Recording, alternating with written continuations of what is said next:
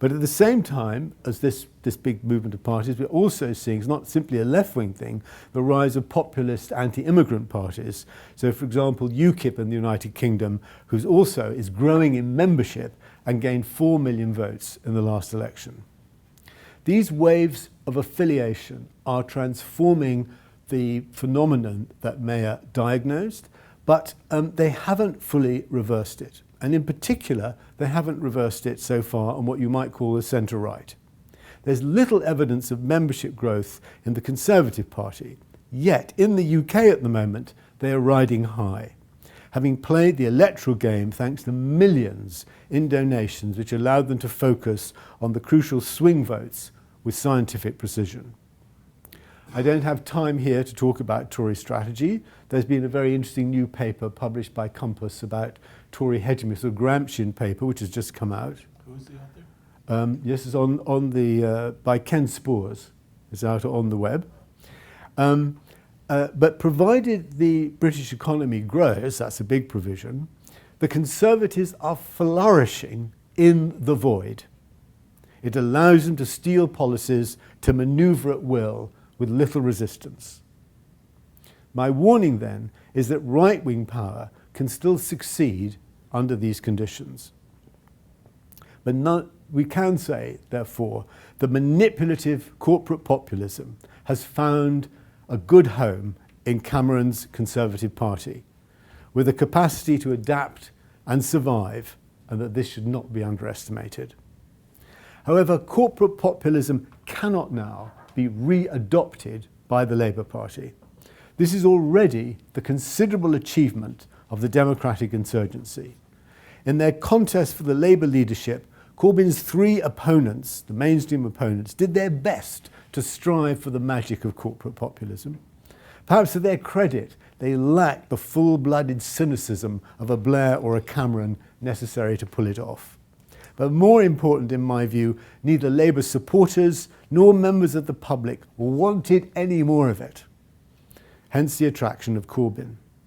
But while he may speak truthfully and with integrity, the group that is said to surround and support Corbyn are by all accounts part of the old Labour culture of machine politics. And they will get nowhere in today's world in terms of winning and holding the power of the state. If they can't embrace the democratic reforming energy of the insurgency, then their opponents within the Labour Party will need to do so. For the only way forward for Labour is a transformation into a democratic popular force. Just as Corbyn is certain to fail if he adopts a left-wing version of traditional party politics, so any more sort of Blairite or traditional group that is happy to kneel before the Queen and seeks to replace Corbyn will nonetheless have to decline the lure of centralised corporate populism. But the democratic insurgency is inside the Labour Party. Can its cultural energy thrive within its framework, or will the insurgency find itself frustrated? A vacuum is not a fertile environment. If frustrated, the insurgency could decamp, for example, to the Green Party, as swiftly as it arrived, leaving Labour irrecoverably broken. Now, it's always difficult to talk about a nothingness, but watching the debates between the 4 candidates of the Labour Party over the summer, it was impossible not to be struck by the banality of their exchanges. The absence of anything memorable, the lack of ideas or reference to arguments and research about the key issues, the failure to build policy perspectives. Corbyn was the partial exception, issuing an economic prospectus to back up cogent opposition to austerity, but that was it. The difference in atmosphere with the leadership contest in 1994, which Blair won, was striking. He developed his strategy with an extensive set of papers with his partner in arms, Gordon Brown, who then became Chancellor of the Exchequer and after a long fighting with Blair, Prime Minister. They hunted down key policy intellectuals in order to pillage their ideas. Their method was instrumental, but a new worldview was at work. The simplest way of describing what happened is that with the end of the Cold War and the terminal decline of organised labour as a majority force, the architects of New Labour embraced globalisation as an alternative to socialist internationalism. They saw globalisation as a force that created growth, jobs, tax revenues to permit a reinvigoration of government, of its health, education and welfare through a smart executive state. In their search for credible modernisation that would work, they were greedy for ideas, listened to arguments, to assess their advantages and to agree to find out policies and to grab policies that would bring them allies. But over the period of government, we can say they made two strategic errors and one banal attempt by the Prime Minister to show himself that he was a great thinker, which shattered the possibility of laying the foundations for a vital intellectual culture, one capable of renewing itself after defeat. The two errors, I can call it that, were more than really they weren't just like mistakes, were the support of George Bush's invasion and occupation of Iraq and his war on terror, which was led by Brown, and the embrace of the financial sector, which was led by Blair, which was then the embrace of the financial sector, which was orchestrated by Brown. But first, let me just talk a little bit about the banal aspect to it. Blair was keen to make the administration, this is important in terms of what's happening here because it means that it explains why there wasn't anything to resist the rise of Corbyn. Blair was keen to make the administration of the state work for him, but even keener to be seen as the leader, given Brown's evident intellectual superiority. To this end, he borrowed the notion of the third way, I think from your President Clinton. And he recruited Tony Giddens, now Lord Giddens, to be his in-house intellectual and its advocate. The idea that there had to be a political economic strategy in between this is the thirdness, in between complete market freedom and total state control was hardly new. The most important word in the concept was neither third or way, it was the word the. For in the vast space between the two extremes, there was only the third way. Only one route to redemption. But how is it to be found? Answer, in the brain of the leader. It was a ridiculous attempt at control, functioning in fact to shut down the dangers of creative political culture. And it reached its nemesis, or you might say its sort of zenith, when Giddens was sent to see Gaddafi. And he wrote solemnly in the New Statesman how the Libyan dictator, although that was not how he described him, liked the third way because it was a version of his own green book. This was more than a joke. Giddens himself wrote best-selling books, and entire conferences took place searching for the meaning of the third way. Little could grow on such sterile soil. Gordon Brown was more serious in analysing and engaging with policy ideas. But determined to wrest the premiership from Blair, he was concerned to prevent his more principled commitment to equality, allowing Blair to stereotype him as unelectable. So Brown proceeded to do good by stealth. The consequence was that able policymakers that he recruited around him were deprived of the ability to articulate a politics that would project their achievements. And I could give you some examples of this, for example, the Child Trust Fund in the discussion. And at the same time, Brown fell in love with the bankers and hedge funds of the City of London. For a good reason from his point of view, because the tax revenues from their profits would pay for the social policies that he was introducing. In effect, Brown bet, if not the ranch, then certainly his extension of the ranch, on the billions in taxable profits of a massively expanding, deregulated financial sector. In June 2007, when his elevation to becoming Prime Minister and replacing Blair was confirmed, Brown addressed the City of London for the last time after 10 years of Chancellor of the Exchequer. He reflected on the decade and told them, I quote, "History will record this era as the beginning of a new golden age for the City of London." He promised to work with them and praised in particular the way together they had resisted regulation to ensure their success.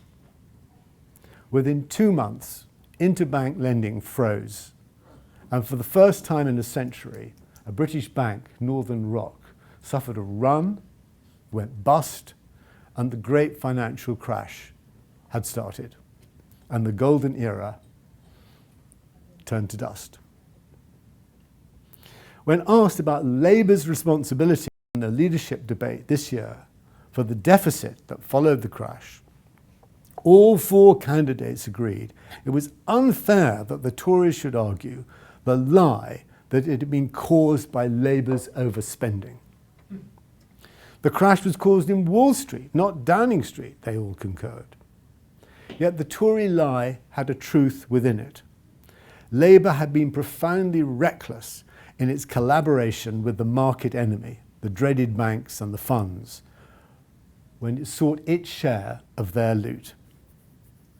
None of the candidates found it possible to be frank about this. Nor, in fact, did Miliband during the 5 years of opposition from 2010, or the centrists that tried to replace Miliband. The proper and honest discussion of economic policy had become an intellectual dead zone. Now, when we come to global political strategy, I've written in the articles that Bob referred to about the importance of the Iraq War in British politics. It may be hard for Americans to understand that a left-wing party was a co-perpetrator of the invasion. Hillary Clinton, for example, supported the war, yet can now say quite comfortably that she was mistaken in having given war powers to Bush. Unlike the French and German Social Democrats who opposed the invasion, the British Labour Party and Tony Blair didn't just give those powers to Bush, they were co-architects of the invasion. And this is a much harder process to admit to and to work through. The result was the utterly throttled inadequacy of the 3 mainstream candidates. Any one of them would have condemned Labour to a lacklustre future had they won. Instead, the party found Corbyn, who had been pickled in aspic from the early 80s, opposed Iraq and the bankers from a point of view determinedly untainted by any fashionable exercises in modernisation. However admirable this may be, it simply isn't a foundation for the intellectual and strategic renewal of that the insurgency deserves and Britain needs. Corbyn has conjured up the forces to shatter the plate glass of the Labour entrance hall. But there are now at least 3 major interlinked issues that the insurgency must confront if it is to be true to its democratic spirit. And now I'm just going to discuss briefly these in order to conclude. These 3 questions, democratic issues that it must look at, leaving aside questions of economic policy, environment, social policy, welfare, and the economy. These 3 democratic issues are the national question, the constitutional question, and the European question. And all can be compressed into a defining question which may sound strange to you, which is, can the insurgency recognise itself for what it is in its new party form? That's to say, see itself as the birth of an English Labour Party. Now, if this does particularly, we can come to the question, the role of the national question, but England's not alone in this. The May 15th movements in Spain are struggling tremendously with the whole question of Catalonia. So the national question isn't simply something confined to the British Isles. But let's just look at this to conclude. The Labour Party is a British political party.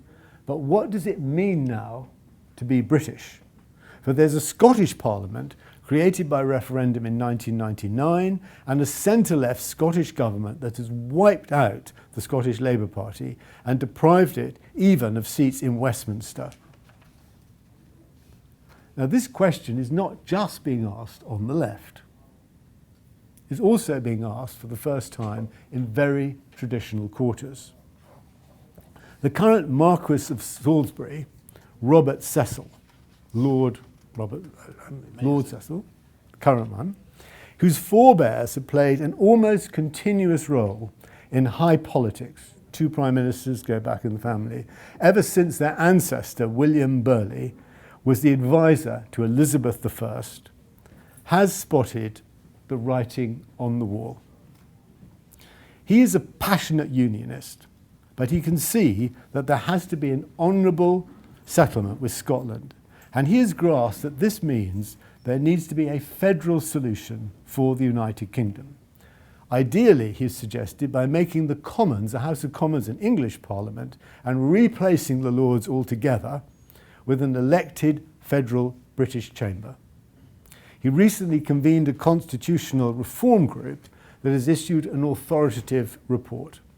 He justified his approach in the Sunday Times on the 1st of March this year, saying, "I believe that the purpose of the Tory party," is naturally a Tory party and a member of the Tory party, "the purpose of the Tory party is to stand for the nation state and its institutions. Normally," he says, "this means that we Tories believe only in necessary evolutionary change. However, once in several centuries, the true Tory must accept the need for more radical solutions if the country is to survive. This is one of those times." And so it is. For what Cecil has grasped is that any British union today has to be more than a mere union of the United Kingdom of Northern Ireland, Scotland, Wales and England. It has to become some kind of federal body, or it will not long survive. Unlike Cecil, I approach these matters not as a unionist, but as a Democrat. Oddly, Corbyn, like Cecil, is a unionist, although also a Democrat.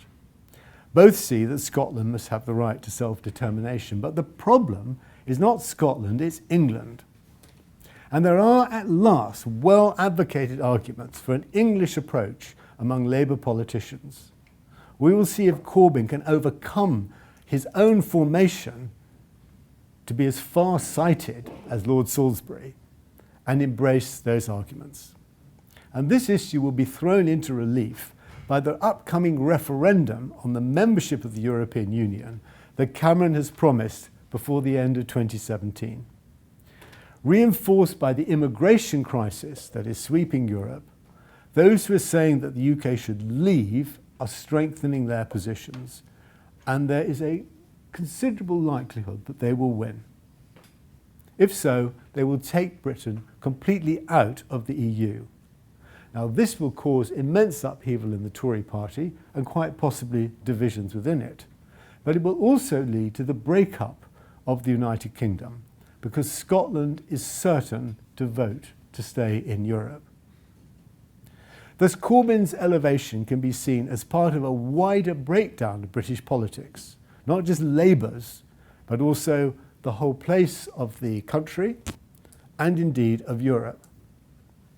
And if there isn't another economic crash across the European Union, and we saw we came close to one with the Greek crisis, we could still see the election of Marine Le Pen to the French presidency in the spring of 2017. Now, my French colleagues tell me that she will come second, that she will come through to the elected presidency, but couldn't possibly win. However, a recent opinion poll in last month put her sort of 3 or 4 percentage points above Hollande if Hollande is the candidate that she is running against. If Le Pen wins in France, she will pull France out of the euro, and the eurozone itself will collapse from the middle. Greece could never do that, but a French withdrawal would. I hope that has surprised you. With such uncertainties, it defies belief that Corbyn will not be tempted to stay on, to 2020 and chance his luck on winning Downing Street? If so, will the disciplines of British party politics crush the need for pluralism, a fair voting system, open alliances, and the new forms of organising, constitutionally, nationally, culturally, which the insurgency demands? Will it prevent the rise of the network economy? If it does, we're in for trouble. For without this, the democratic insurgency will wither and die. Fantastic. Thank you. Thank you very much.